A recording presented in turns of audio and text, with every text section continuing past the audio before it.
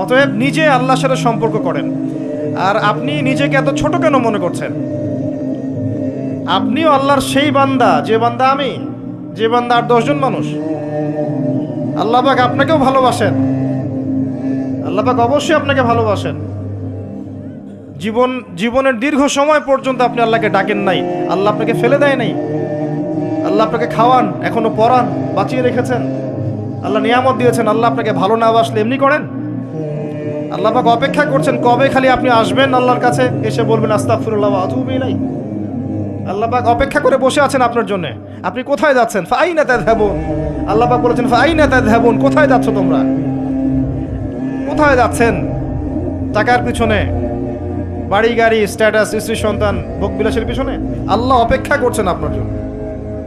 আসেন, সেজদা করেন। ওয়াসজুদ ওয়াকতারিব, সেজদা করেন, নিকটবর্তী হন।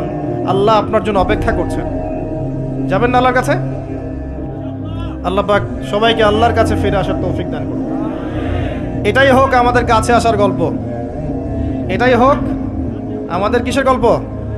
কাছে আসার গল্প। আমাদের জেনার গল্প দরকার নাই। ওদের কাছে জেনা হচ্ছে কাছে আসার গল্প, যার ব্যাপারে আল্লাহ বলেছেন লা তাকরাবু জিনা, ওর ধারের কাছেও যেও না, আর তারা ওইটাকে বলবে কাছে আসার গল্প।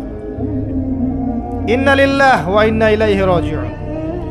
আল্লাহ পাক আমাদের যুবক যুবতীদেরকে হেদায়েত দান করুন, পিতা মাতাদেরকে পরিবারে অনুশাসন বজায় রাখার তৌফিক দান করুন। আমাদের এই কাজগুলোর প্রতিফল কিন্তু আমাদেরকে ভোগ করতে হবে। আমাদের মেয়েদের, আমাদের ছেলেদের, তাদেরকে আমরা কিভাবে বড় করছি এটার হিসেব কিন্তু আমাদেরকে চুকিয়ে দিতেই হবে। পিতামাতাদেরকে বলবো সচেতন হয়ে যান। আল্লাহ পাক তৌফিক এনায়েত করুন, আমিন। আর যারা ওই পথে চলে গেছেন তাদের উদ্দেশ্যে একটা কথা বলবো, সেটা হচ্ছে যে এটা একটা মোহ, একটা ভ্রম।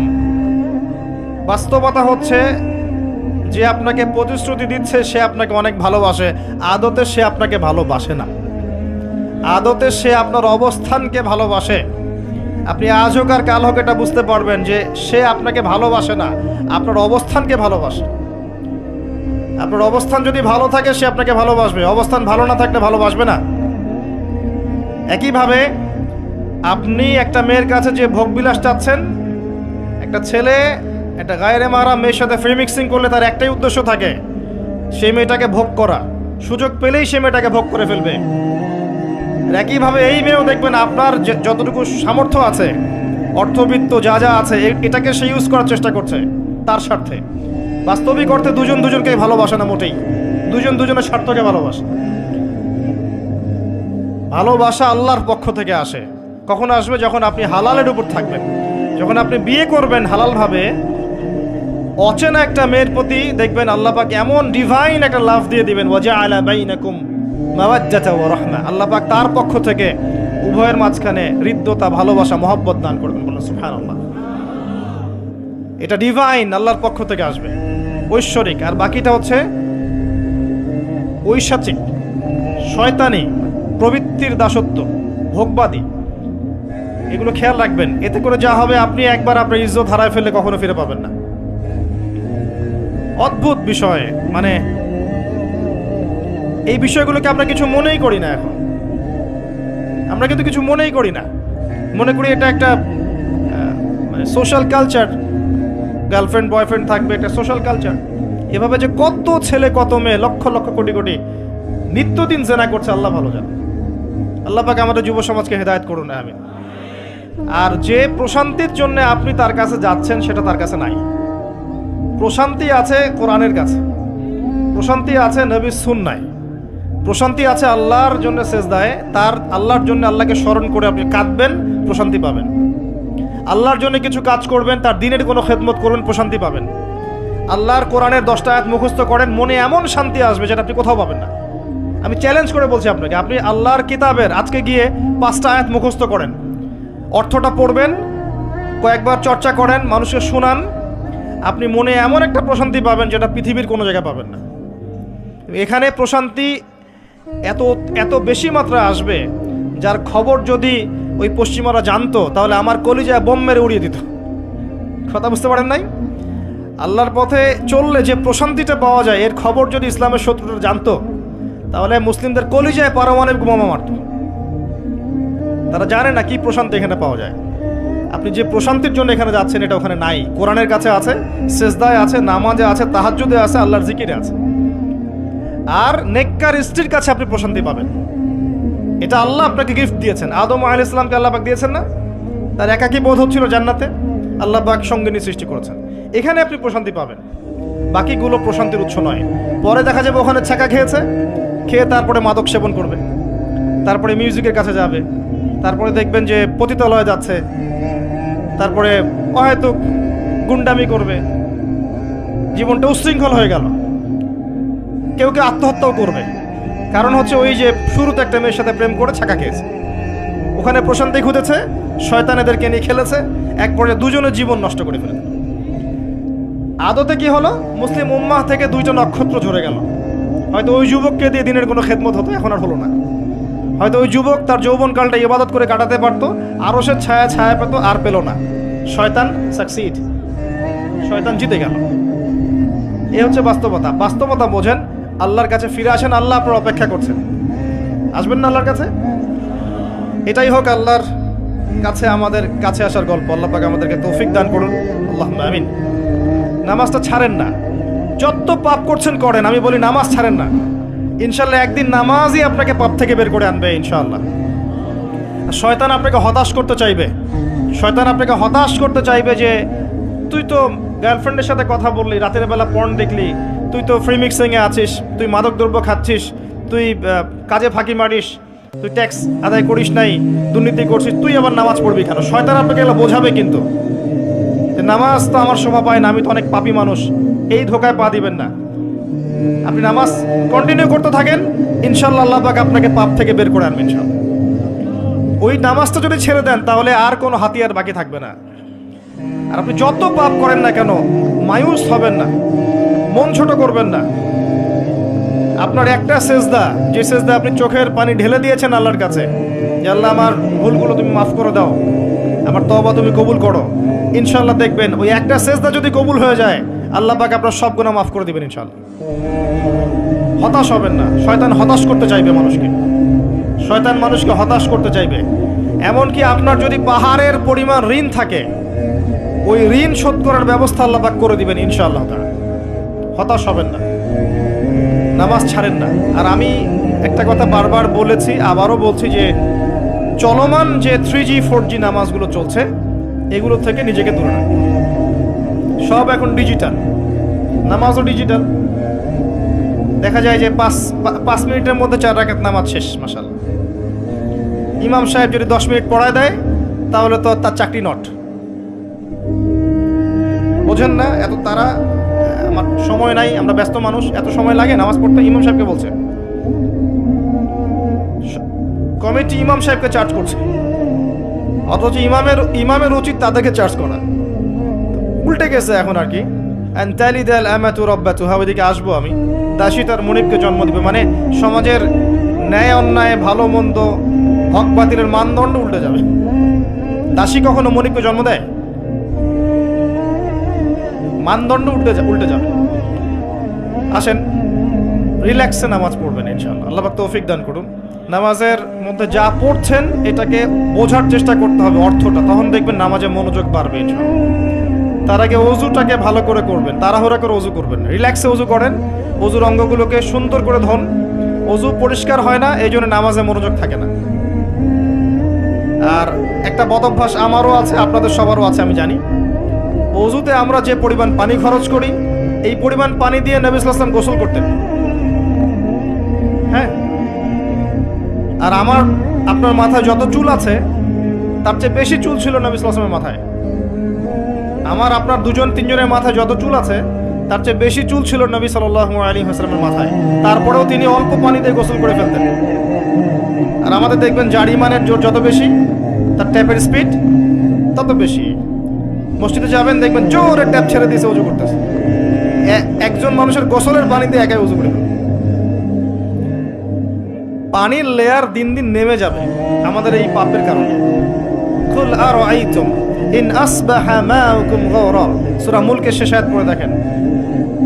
বলুন হে নবী, তোমরা যদি কখনো সকালে উঠে দেখো যে পানির স্তর সব নিচে নেমে গেছে, পানি নাই, মা ইয়াতিকুম বিমাইন মাইন, কোন সেই সত্তা আছে তোমাদেরকে পানি এনে দিবে, প্রবাহমান পানি। দিন দিন ঢাকা শহর সহ বড় বড় যে সিটিগুলো আছে এগুলোর পানির লেয়ার নিচে নেমে যাচ্ছে। আমাদের অপচয়ের কারণে এমন হচ্ছে। প্রচুর পানি আমরা অযুতে অপচয় করি। গোসল দেখবেন শাওয়ার নিচ্ছে, ওই যে আমাদের ডিজিটাল ইয়াজুজের মাজুজের বাথরুম যেগুলো আছে, পানি চোষা বাথরুম, মানে 10-20 বালতি পানি দিয়ে শাওয়ার নিয়ে। হ্যাঁ, আর মহিলা হলে তো কথাই নাই, আরো 10 বালতি এক্সট্রা লাগায়। তো সমস্যা, ওযু ঠিক করতে হবে, তারপরে সলাতে মনোযোগ বসবে ইনশাআল্লাহ। আল্লাহ পাক আমাদেরকে সলাত বুঝে আদায় করার তৌফিক দান করুন। মনোযোগ চলে যাবে, যাওয়া আসা করবে, মনোযোগ যাওয়া আসা করবেই, কিন্তু মনোযোগ ধরে রাখার চেষ্টা করতে হবে ইনশাআল্লাহ তাআলা। আল্লাহ পাকের ইহসান দান করেন, মনোযোগ বাড়বে ইনশাআল্লাহ আযজা ওয়া জাল্লা। আরেকটা টিপস বলবো, সেটা হলো নামাজে সূরাগুলোর মধ্যে ভেরিয়েশন রাখতে হয়। যেমন প্রতিদিন যদি আপনি একই রকম সূরা পড়েন, আমি নিজেও দেখেছি যে আপনি প্রত্যেক ওয়াক্তেই যদি একই সূরা দিয়ে নামাজ পড়ে থাকেন, দেখবেন মনোযোগটা তুলনামূলক কম পাচ্ছেন। তো এক এক রাকাতে যদি আপনি ভেরিয়েশন নিয়ে আসেন, সূরার মধ্যে ভেরিয়েশন বোঝেন তো, বৈচিত্র্য নিয়ে আসেন, আপনি দেখবেন মনোযোগ বাড়বে। খেয়াল করে দেখেন। এবং তাসবিহ তাহলিল যেগুলো করছেন এগুলোর অর্থটার দিকে যদি ফোকাস করেন, মনোযোগ কিছুটা হলেও বাড়বে। আরেকটা কাজ করলে মনোযোগ বাড়বে, প্রত্যেক সেজদায় দোয়া করতে পারলে। সেজদা করছেন, শুধু সুবহান রাব্বিয়াল আ'লা এতটুকু বলে উঠে যাবেন না, কমপক্ষে একটা দুটো দোয়া করেন সেজদায়, কারণ সেজদায় সবচেয়ে বেশি দোয়া কবুল হয়। আল্লাহ রাসূল সাল্লাল্লাহু আলাইহি ওয়াসাল্লাম বলেছেন, বান্দা সেজদায় আল্লাহর যত কাছে থাকে অন্য কোনোভাবে বান্দা এত কাছে আসতে পারবে না। এবং এখানে তোমরা বেশি বেশি দোয়া করো, নবী সাল্লাল্লাহু আলাইহি ওয়াসাল্লাম বেশি বেশি দোয়া করতে বলেছেন। দোয়ার জন্য হুজুর ডেকে এত খাওয়ানোর দরকার নাই, নিজে দোয়া করা শেখেন, নিজের বাবার জন্য, মায়ের জন্য, আপনার আত্মীয় স্বজনের জন্য, আপনার নিজের জন্য, আপনার স্ত্রী সন্তানের জন্য, সমাজের জন্য, উম্মার জন্য, দেশের জন্য আপনি দোয়া করতে শেখেন। আপনার একটা প্রয়োজন, এই প্রয়োজনটাকে আমি বুঝতে পারবো, ওই আবেগটাকে আমার আসবে। আপনার যেটা প্রয়োজন, আপনার আবেগ আপনার আসবে। আপনার সন্তান অসুস্থ, আমি কি বুঝবো সেই ফিলিংসটা কেমন? আপনি বুঝবেন সেই ফিলিংসটা কেমন। অতএব নিজে আল্লাহর সাথে সম্পর্ক করেন। আর আপনি নিজেকে এত ছোট কেন মনে করছেন? আপনিও আল্লাহর সেই বান্দা, যে বান্দা আমি, যে বান্দা আর 10 জন মানুষ। আল্লাহ পাক আপনাকেও ভালোবাসেন, আল্লাহ পাক অবশ্যই আপনাকে ভালোবাসেন। জীবনের দীর্ঘ সময় পর্যন্ত আপনি আল্লাহকে ডাকেন নাই, আল্লাহ আপনাকে ফেলে দেয় নাই। আল্লাহ আপনাকে খাওয়ান, এখনো পরান, বাঁচিয়ে রেখেছেন, আল্লাহ নিয়ামত দিয়েছেন। আল্লাহ আপনাকে ভালো না বাসলে এমনি করেন? আল্লাহ পাক অপেক্ষা করছেন কবে খালি আপনি আসবেন আল্লাহর কাছে, এসে বলবেন আস্তাগফিরুল্লাহ ওয়া আতুবু ইলাইহি। আল্লাহ পাক অপেক্ষা করে বসে আছেন আপনার জন্য। আপনি কোথায় যাচ্ছেন? ফাআইনা তাযহাবুন। আল্লাহ পাক বলেছেন ফাআইনা তাযহাবুন, কোথায় যাচ্ছ তোমরা?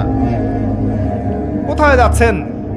টাকার পিছনে, বাড়ি গাড়ি, স্ট্যাটাস, স্ত্রী সন্তান, ভোগ বিলাসের পিছনে? আল্লাহ অপেক্ষা করছেন আপনার জন্য। আসেন, সেজদা করেন, ওয়াসজুদ ওয়াকতারিব, সেজদা করেন, নিকটবর্তী হন। আল্লাহ আপনার জন্য অপেক্ষা করছেন। যাবেন না আল্লাহর কাছে? আল্লাহ পাক সবাইকে আল্লাহর কাছে ফিরে আসার তৌফিক দান করুন। এটাই হোক আমাদের কাছে আসার গল্প, এটাই হোক আমাদের কিসের গল্প? কাছে আসার গল্প। আমাদের জেনার গল্প দরকার নাই।